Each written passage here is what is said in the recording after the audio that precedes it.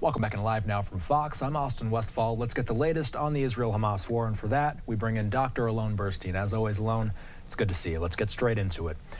Israeli tanks pushed deeper into eastern Rafah on Tuesday, reaching some residential districts of the southern Gaza border city where more than 1 million people had been sheltering. Alon, we've been talking about Rafa forever. What specifically has the IDF been working on in the area as of late?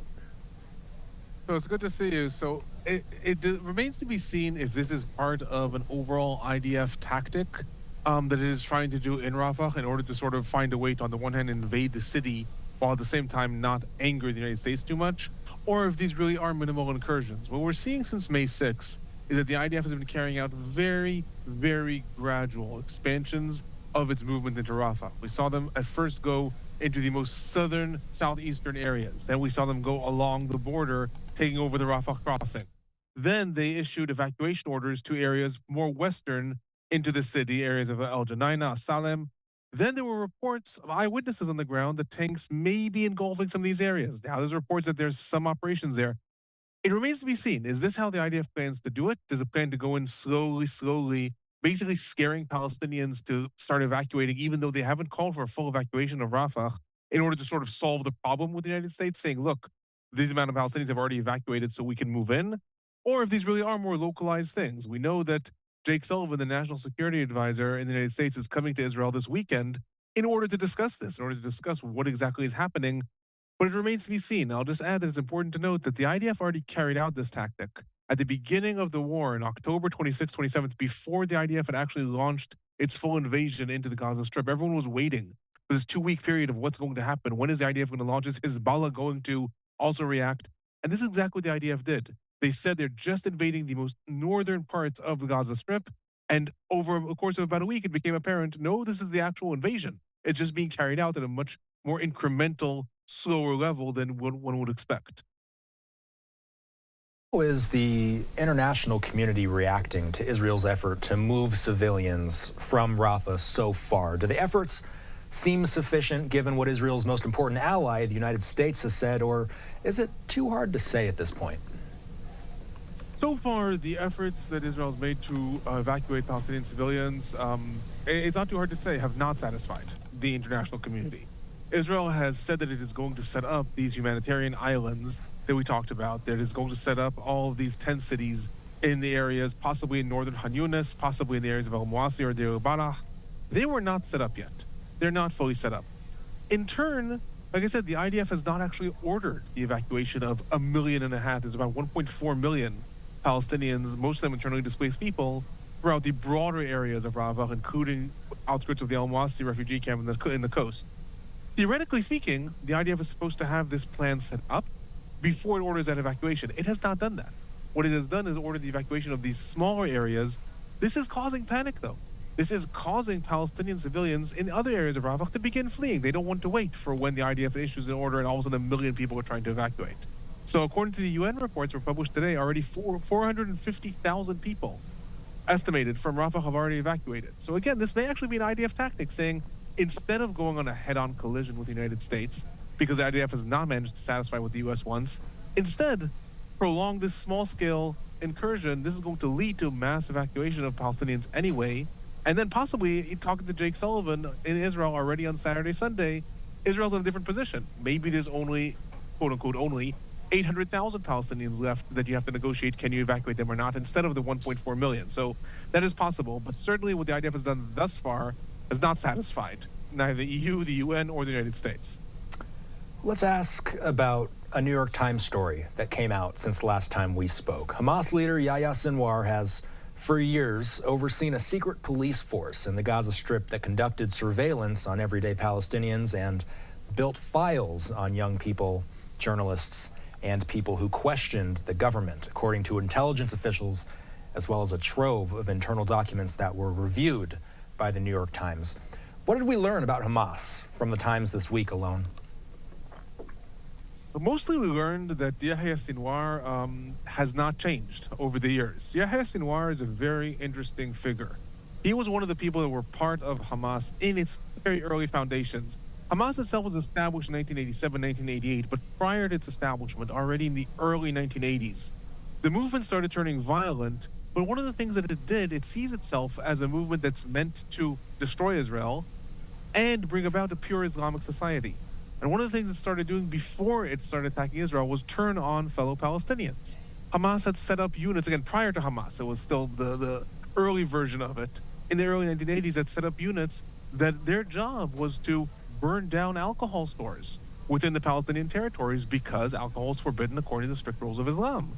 Their job was to hunt down people who aren't keeping their marriage vows, hunt down drug dealers, all things that are illegal in Islam. Yahya Sinwar was one of the chief orchestrators of that activity prior to Hamas's establishment.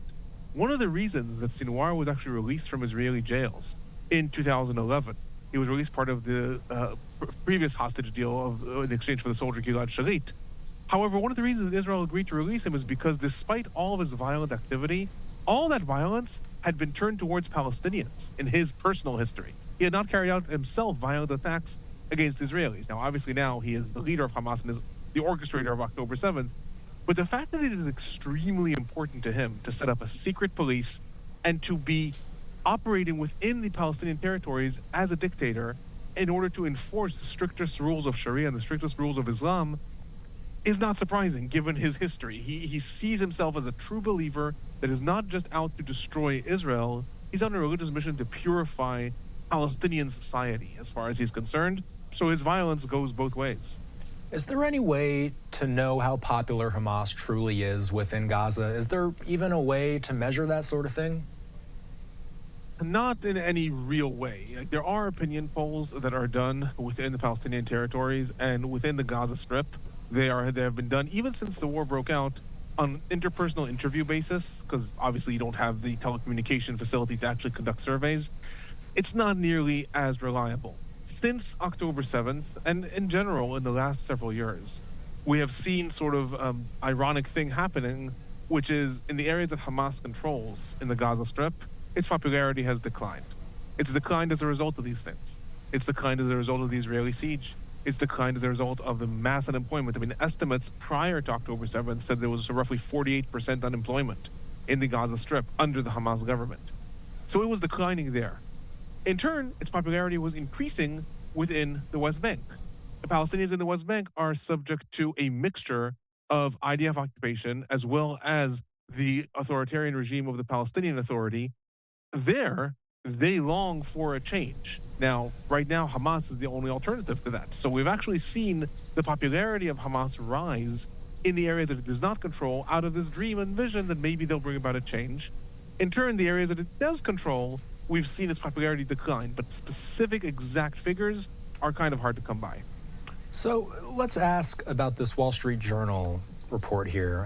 The Biden administration, and this is a breaking story from today, the Biden administration notified Congress today that it was moving forward with more than $1 billion in new weapons deals for Israel. U.S. and congressional offices have said. So this comes less than a week after the White House, of course, paused a shipment of bombs over a planned Israeli assault on Rafah. But let's make something clear, Alon. This new money has nothing to do with the weapons that Biden is holding, correct? That's correct. This seems to be almost just a parallel channel. And today, the administration made clear that they are not backtracking on the withholding of those weapons shipments. And they said very explicitly, almost in a way that is more damning in the perception of Israel within the administration than was even seen before. The administration said, yes, they're moving forward with this $1 billion weapons exchange, which includes tank shells and mortars. It includes new armored vehicles. They said at the same time, they are holding back the shipment of bombs that weigh almost a ton, like 900 kilos. And they said explicitly, because we do not believe that they should be used in densely populated territories. And while that may just seem like rhetoric, that's actually a pretty damning statement if the administration is explicitly saying, we don't trust Israel to not use these in densely populated territories, so we're not going to give them. We're not stopping weapons. We're happy to give other weapons as part of our alliance, part of our aid package, but that signals the depth of lack of trust between the administration and the government at this point. I would say even more than just holding the weapons back, explicitly saying, because we don't want them used in a certain way, theoretically you could ask Israel to do that. If you don't trust Israel to do that, that's pretty damning. It's also important to note that on the same day that this story broke, that the administration is moving forward with a $1 billion deal, the Biden administration also said that the president would veto an act of Congress that would compel the administration to not withhold weapons from weapons transferred to Israel. So it's very clear that on the one hand, the administration sees itself as committed to Israel's security, sees itself as committed to honoring the alliance between the countries. At the same time, it's also very clear it is not backing down from holding the sort of lever on the fact that, but if you do certain things that we do not approve of, we're still going to withhold weapons, and the president's going to use a veto power to ensure that he has that capability later on. One more thing before we go. So Lebanon's foreign minister told the BBC this week that he's worried Israel might intensify its offensive against Hezbollah. The two, being Israel and Hezbollah, have exchanged near daily strikes, as we've been watching since October 7th. This was not an official from Hezbollah that said this. This was instead a Lebanese official. So my question for you, Alon, what kind of relationship does the Lebanese government have with Hezbollah? So this was a very interesting statement made by Abdallah Abu Habib, is the Lebanese foreign minister, who is not a fan of Hezbollah himself. Hezbollah is a terror group. It's also a very interesting organization. It has vast military capabilities and terror infrastructure set up in southern Lebanon. It also has a vast network of social services. One of the reasons it's been able to grow so expansively is it has a network of banks, networks of charities, networks of welfare-free food, schools, and it has a political wing. It has been running in Lebanese politics since the early 90s. 1992, it ran in local politics for the first time, and it holds seats in cabinet. It does not hold anywhere near a majority in parliament, but it does have somewhat of a blocking majority in the sense that it can stop the government and basically bring it to a standstill. As a result, the government and Hezbollah have over the years managed to come to what you and I have often called tacit agreements. Have managed to come to these agreements where, on the one hand, Hezbollah does not turn its weaponry on Lebanon. At the same time, the Lebanese government does not try to curtail Hezbollah's activities down south. Hezbollah has created this sort of insular state within a state, and the two live side by side. The Lebanese government is not happy about this. It has very little control over what happens in the southern parts of the country. However, it also does not have the military strength to actually challenge Hezbollah. Hezbollah is very well armed. It is armed also by Syria and by Iran, and the Lebanese government does not have that capability. One of the reasons I would argue that the Lebanese foreign minister stated this today is because things have really been escalating between Hezbollah and the IDF in the last several weeks. Today, Hezbollah launched an anti-tank missile that killed an Israeli civilian in the kibbutz of Adamit and injured 4 IDF soldiers. The IDF in turn carried out a series of attacks, including a targeted assassination in the heart of Tzor, which is a very populated Lebanese city. Things are escalating. Historically, things between Hezbollah and the IDF tend to escalate in the summer. Just historically, that is when war tends to break out. So that's one of the reasons that they are anticipating that things may happen in that direction. Also, as things start to stagnate in Gaza, the IDF may turn its attention to the north, because one of the things Hezbollah has made abundantly clear is it does not matter if the Israeli government and the Lebanese government sign anything. If the situation in Gaza does not de-escalate, Hezbollah is continuing the fight. So de facto, as things in the Gaza Strip continue, if the IDF is less busy there, let's say takes over Rafah by the summer, and is less busy there, it is likely to anticipate that it's going to turn its attention up north to try to resolve that situation. What's the significance of summer? It's an easier time to fight, honestly. Different countries go to war at different times based on climate. During the summer, it is easier to fight in the areas of Lebanon because it is a very jungle-filled area. So often, if it's rainy, it's harder for armies on the one hand. On the other hand, Hezbollah has historically used the summer in order to launch rockets and basically terrorize the northern population of Israel, because that is also a very, very touristy area. So in the summer, it is a very populated area. So historically, it's just when things tend to flare up. That's how it happened in 77, how it happened in parts of what the first Lebanon war in 82, and that's how it happened in 2006. So it does not always happen that way. It just tends to happen. Thank you for the historical insight, and as always, we appreciate your time. We are going to be checking in with you later on in the week. We always look forward to your daily YouTube uploads as well. Take care and have a good night, Alon.